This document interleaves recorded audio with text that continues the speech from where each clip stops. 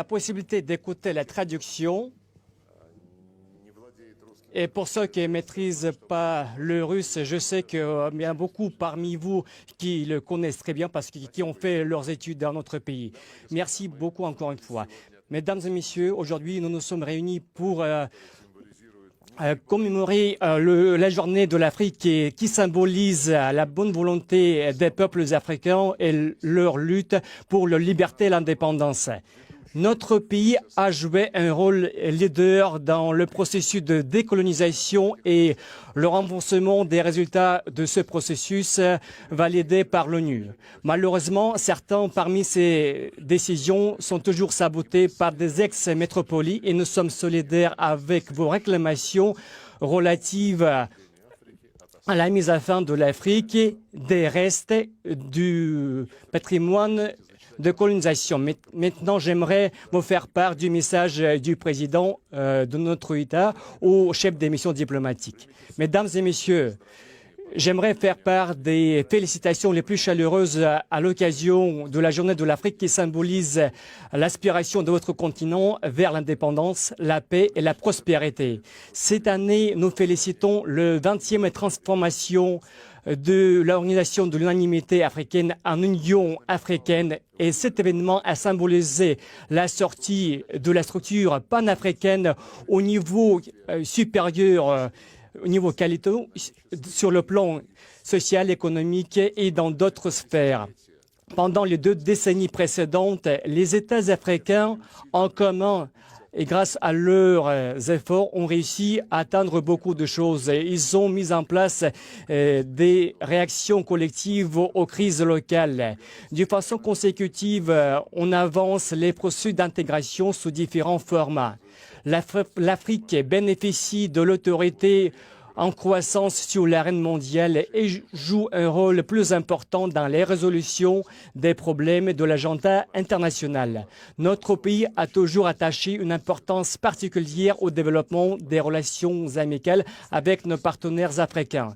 Et le sommet Russie-Afrique qui s'est tenu en 2019 à Sochi a créé de bonnes conditions pour élargir notre coopération sur la base multilatérale comme sur le format bilatéral. Et je suis sûr que nous allons assurer la mise en place des projets prometteurs et initiatives dans des domaines différents au profit de nos peuples pour renforcer la stabilité en Afrique et dans le monde entier. Et je vous souhaite sincèrement la bonne santé, de bons succès dans votre activité professionnelle et à vos compatriotes la prospérité, la paix. Vladimir Poutine.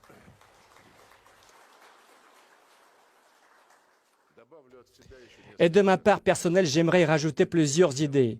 Il n'y a aucun doute que le niveau de l'intégration politique et économique acquis n'est pas les résultats finaux. Et je suis sûr que nos amis vont continuer l'avancement pour atteindre les objectifs fixés pour assurer la prospérité et la stabilité de leurs États.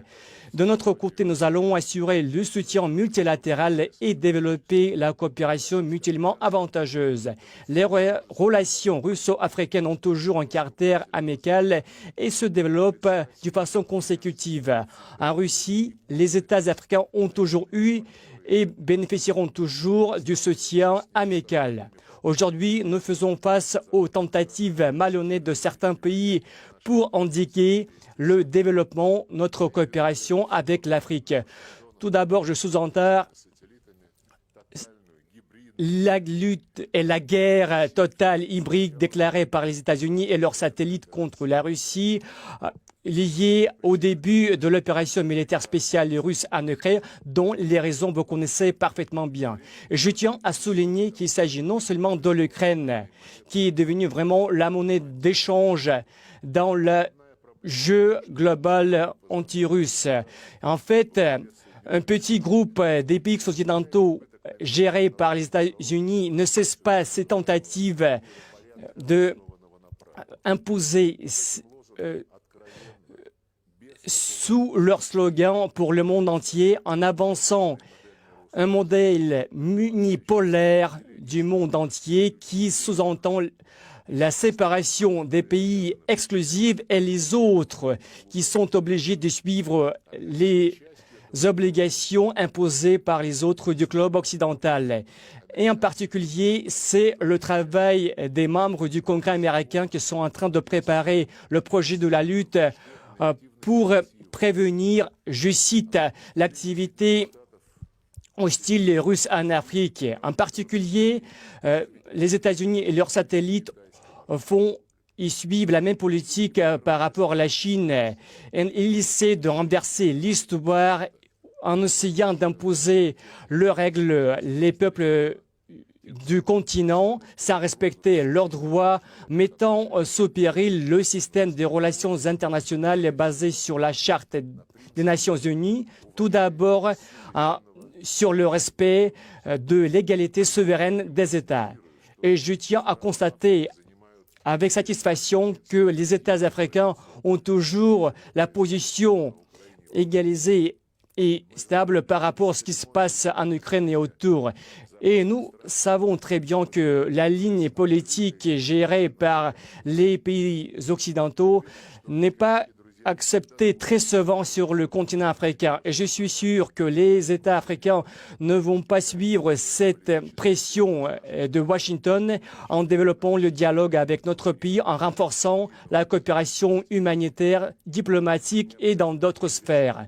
Et c'est vraiment, ça sert à nos intérêts, au profit de nos peuples, de préserver les liaisons de commerce économique pour que nous puissions nous concentrer sur le mécanisme financier économique qui soit protégé de l'ingérence extérieure. Tout d'abord, pour assurer le soutien des opérateurs russes et africains sur le marché en favorisant la participation des milieux d'affaires dans les projets d'envergure. Toutes ces tâches se trouvent dans le centre lors des préparatifs du 2e sommet Russie-Afrique et nous comptons que conjointement avec nos amis africains, dans l'immédiat, nous pourrons valider les paramètres de ce sommet et du contenu de ce sommet. Nous savons que les pays africains sont parmi les plus vulnérables du point de vue de la sécurité alimentaire. Certains pays du continent ont une dépendance critique du point de vue de l'importation des produits alimentaires de la Fédération de Russie. Et nous comprenons que ces livraisons assurent l'acquis des objectifs et surtout validés par l'ONU et aussi du point de vue des objectifs de développement durable. Je tiens à confirmer encore une fois que la Russie respecte et continuera toujours à respecter ses engagements relatifs à la livraison des exportations, des engrais, des ressources énergétiques et produits alimentaires, aussi d'autres marchandises extrêmement nécessaires pour l'Afrique. Et j'aimerais appeler nos amis africains, aussi l'Union africaine, de demander, d'exiger de la part de l'Occident d'annuler les sanctions unilatérales qui sapent le marché mondial, aussi l'infrastructure commerciale et de marchandises qui créent tout d'abord les risques pour les couches de population les plus vulnérables. La voix de l'Afrique doit être entendue. En plus, le secrétaire général des Nations Unies doit prendre une position plus forte. Je dois mentionner encore aussi un aspect très important comme la formation des effectifs professionnels. Actuellement, nous avons environ 30 000 étudiants africains qui font leurs études en Russie et le gouvernement russe a décidé d'augmenter consécutivement le nombre des étudiants africains qui font leurs études.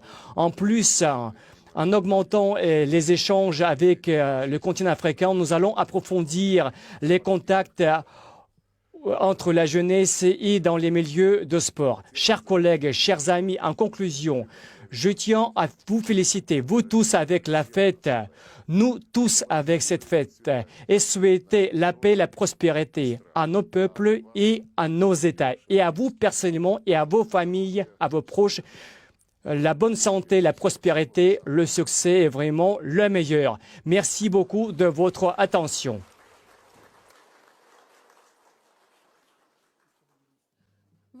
ответным словом приглашается чрезвычайный и полномочный посол Республики Камерун в Российской Федерации, дуаен Африканского дипкорпуса, его превосходительство господин Мохаммад Пабас Але. Господин министр, уважаемые господа министры, я бы хотела для начала еще раз извиниться за то, что я опоздал.